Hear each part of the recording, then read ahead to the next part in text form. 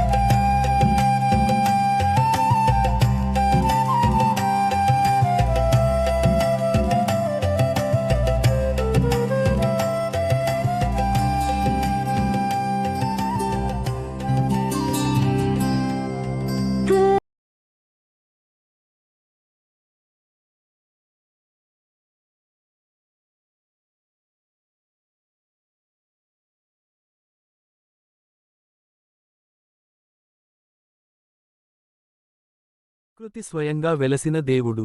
అందుకే ఈ క్షేత్రానికి అంత మహిమ. ఈరోజు కూడా భక్తులకు దర్శనం ఇస్తూ తన ఉనికిని నిజమని చాటుతూ అచంచలంగా నిలిచి ఉన్నాడు శ్రీ రంగనాథ స్వామి. నేను చెబుతున్న ఈ విషయాలన్నీ ఏ కట్టుకథలో కాదు, ఏ కల్పిత కథలో కాదు. ఒక మహాభక్తుడు తన జీవితాన్ని, తన శ్వాసను, తన సమయాన్ని ఆ రంగనాథునికే అర్పించిన వ్యక్తి ప్రతినిత్యం ఆ స్వామి చెంతనే ఉంటూ ఆయన సేవ చేస్తూ తాను చూసిన, తాను విన్న, తాను అనుభవించిన నిత్య సత్యాలే నేను మీతో పంచుకుంటున్నాను. అలాంటి మహాదేవాలయం మన చుట్టూ ఉండటం మనకున్న అదృష్టం, మన పూర్వజన్మ సుకృతం. నాకు కూడా ఆ భక్తుడితో మాట్లాడే అవకాశం లభించింది. అతనితో కొంత సమయం గడపడం ఎంతో ఆనందాన్ని ఇచ్చింది. అనేక జీవిత పాఠాలను నేర్పించింది. నేను అనేక దేవాలయాలను దర్శించాను. కాని వాటిలో కొన్ని మాత్రమే నా హృదయంలో, నా మదిలో శాశ్వతంగా నిలిచిపోయాయి. అందులో అత్యంత ముఖ్యమైన స్థానం ఈ శ్రీ రంగనాథ స్వామి దేవస్థానానిదే. ఇక్కడ కొంత సమయం గడిపిన తర్వాత నా మనసులో ఉన్న అనేక ప్రశ్నలకు సమాధానాలు వాటంతట అవే కనుమరుగైపోయాయి. నా కుటుంబంతో కలిసి ఆ రంగనాథ స్వామి సేవలో కొద్ది సమయాన్ని గడపడం నేను పొందిన గొప్ప పుణ్యంగా భావిస్తున్నాను. మీరు కూడా ఇలాంటి అనుభూతిని పొందాలనుకుంటున్నారా? మరి ఎందుకు ఆలస్యం? ఇప్పుడే సబ్స్క్రైబ్ చేయండి. కామెంట్లో లొకేషన్ అని టైప్ చేయండి. మీకు ఆ దేవస్థానం లొకేషన్ను పంపిస్తాను. మీరు కూడా వెళ్ళి ఆ రంగనాథ స్వామిని దర్శించుకుని మీ జీవితాన్ని, మీ మనసును, మీ భక్తిని పునీతం చేసుకోండి. మరి వచ్చే వారం ఆ మహాభక్తునితో గడిపిన ప్రత్యేక వీడియోను మీ ముందుకు తీసుకువస్తాను. అంతవరకు మీ అందరూ ఆరోగ్యంగా, సంతోషంగా ఉండాలని కోరుకుంటూ ఈ వీడియోకి సెలవు తీసుకుంటున్నాను. ధన్యవాదాలు. జై శ్రీరామ్. స్వామియే శరణమయ్యప్ప.